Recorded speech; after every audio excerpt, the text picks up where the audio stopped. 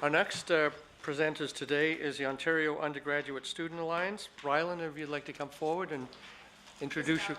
Isabelle, come on forward. Make yourselves comfortable. Once you're comfortable, you get 15 minutes like everybody else. If there are questions, those questions will come from the NDP. Sounds good. It's all yours. Well, first of all, we'd like to thank the committee members for providing OUSA with the opportunity to present to you today. OUSA, the Ontario Undergraduate Student Alliance, represents over 155,000 undergraduate students at 9 student associations at 8 universities across Ontario. I'm Rylan. I'm the Executive Director of the Ontario Undergraduate Student Alliance. And I'm Isabelle. I'm the Academic Affairs Commissioner of the Alma Mater Society of Queen's University, a fourth-year history student, and the steering committee of OUSA member. So post-secondary education has been and will continue to be crucial to Ontario's economic success. And this is why students believe that Ontario's 2013 budget must make investments to increase the affordability and accessibility of Ontario's post-secondary system and invest in supports to help students succeed during their time in post-secondary and upon graduation. To achieve these aims, Ontario's budget should prioritize a more affordable tuition framework for students, families, and the government, investments to support students' mental health, measures to address rising youth unemployment, and opportunities to improve student mobility. When we last presented to the Standing Committee on Finance and Economic Affairs in June 2012, we made a number of recommendations, among them the need for a conversation on transforming our post-secondary system. We were pleased when that discussion began last summer. The discussion centered around a number of key topics, including improving teaching quality, improving student mobility, and improving productivity, amongst other issues. Students appreciated the need for these conversations to take place, as we have seen post-secondary costs for students increase significantly, while quality has remained stagnant or declined. It is within this context of increasing cost and declining quality that students evaluated Ontario's tuition policy and looked at the implications for students and their families. The current framework allows for 5% increases, and as it comes as no surprise that tuition has increased the burden on students and families of financing a post-secondary education, costs to governments are also increasing.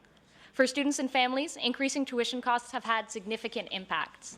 Tuition has increased drastically above the increases in median family income. From 2001 to 2010, tuition increased by 28.1% in constant dollars, while median family income in Ontario only increased by 8.56%. As tuition has increased, low-income university participation has remained stagnant, while high-income university participation has almost doubled, despite generous government investments in financial assistance.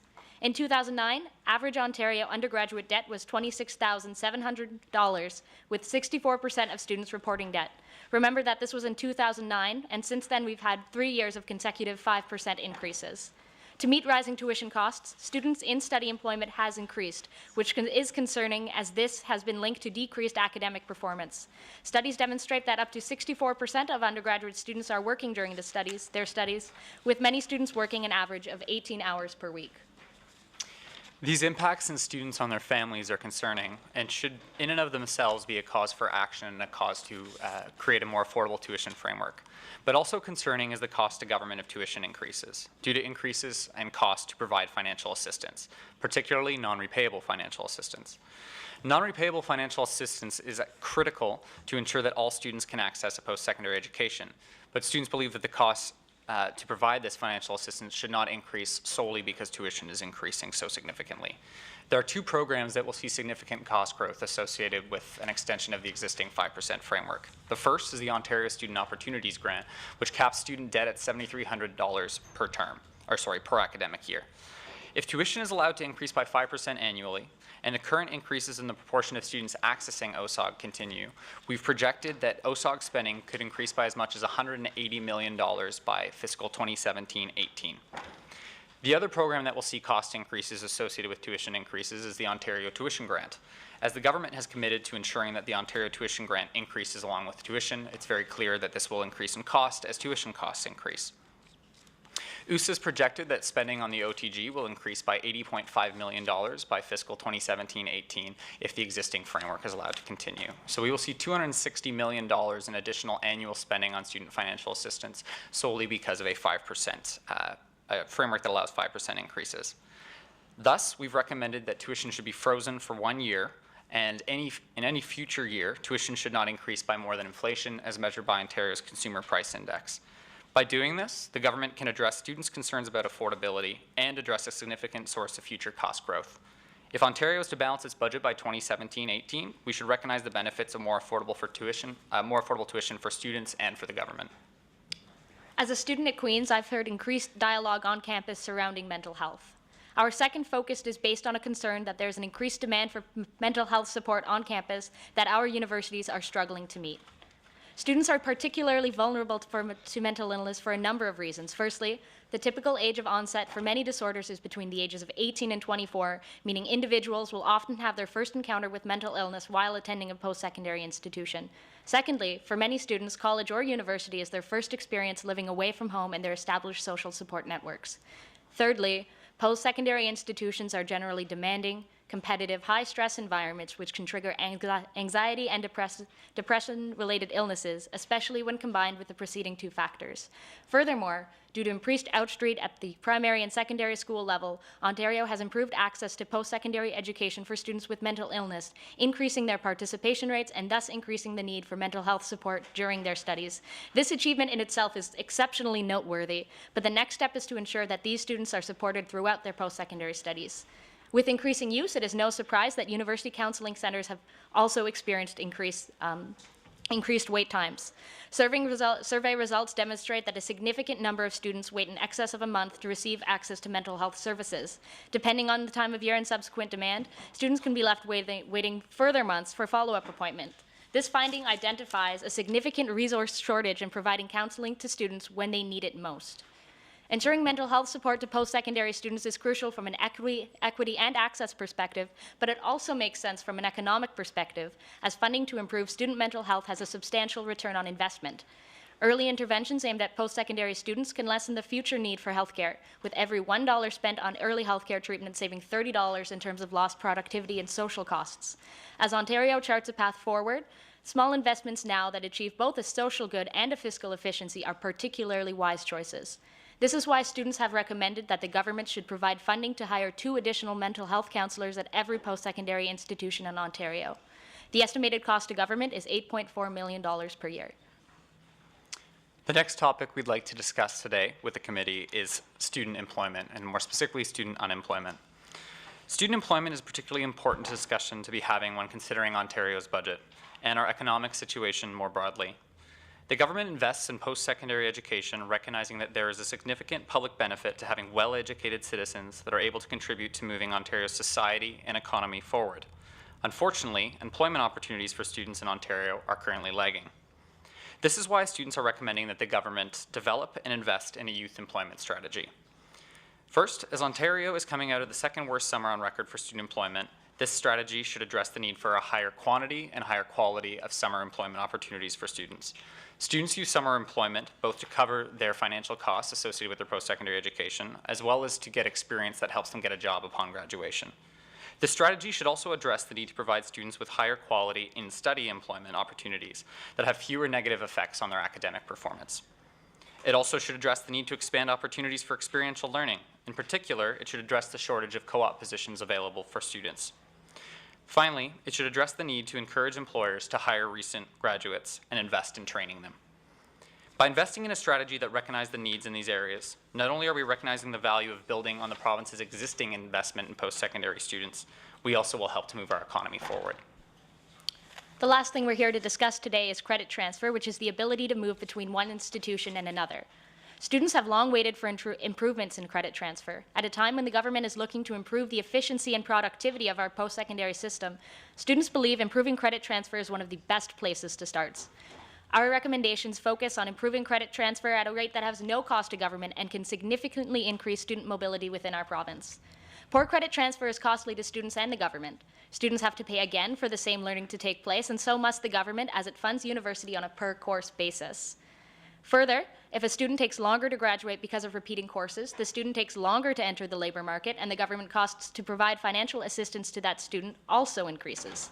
We recommend that the government should require first and second year university credits to be transferable system-wide. This is possible given that all of Ontario's universities are part of a common quality assurance framework.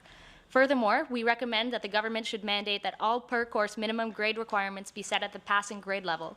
This would end the practice of taking credits at one institution, passing them at that institution, then failing upon being accepted to another institution and having them not transfer back. We look forward to working with the government to ensure that in 2013, Ontario provides better support to our students to help them excel while in university and upon graduation, while also addressing the need to rein in costs and spur economic growth. There's additional information in the budget submission that you have in front of you, Unlocking Student Potential, and of course we're happy to answer any questions the committee has. Wonderful. The questions this time go to the NDP. You've got between 3 and 4 minutes. Thank you very much, and thanks for the presentation. Just on the last ask around credit transfers, can you help us better understand what's the resistance? What has been the traditional resistance to allowing credit transfers in the province of Ontario? I would say that some of that results in a faulty perception of quality differentials between other academic institutions. So one university may be reluctant to say that their quality of education is the same as another one. However, it's important to note that there is no metrics of asserting quality throughout any institution in Ontario. Mm-hmm. Okay, and just I want to thank you for bringing forward the mental health piece. It's a growing and emerging issue, and I'm thankful that at least people are talking about it across university campuses across the province. Michael? Yeah, just on the first issue again, is this anything to do with Maclean's ranking of universities? I often, when I read that, wonder whether the reality of those rankings bear any semblance to the truth. Mm-hmm. I think what we find interesting on credit transfer is every post-secondary institution in Ontario is part of the same quality assurance framework. So every institution in Ontario has recognized that undergraduate programming at any institution in Ontario meets a certain quality standard. So again, we do think that perceived quality is getting in the way of improvements on credit transfer. But as Isabelle mentioned previously, we don't have any good metric to say that one institution is better than another. We just have perceptions that one institution is better than another.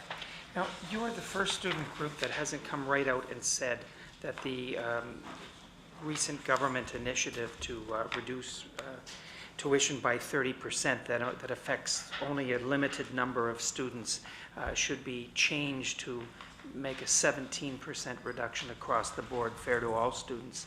You haven't said that today, and I'm wondering, is that your position, or do you agree with that, disagree with it? I mean, all the other student groups have said that. I think our position is that we appreciate any new investment in non-repayable financial assistance. We know that tuition is a barrier for a number of students. We know that students have differing ability to pay for tuition and not.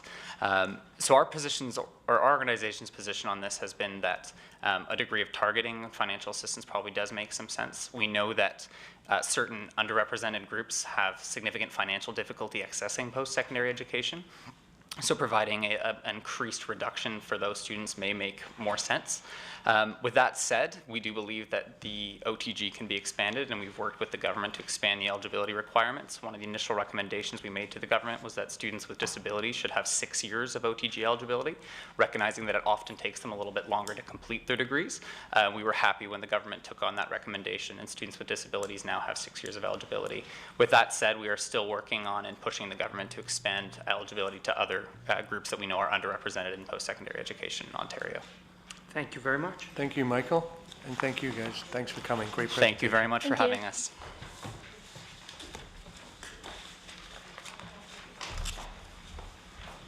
Okay, our next delegation comes from AMO, a familiar face. Russ, if you'd like to come forward. Oh, I'm sure they are.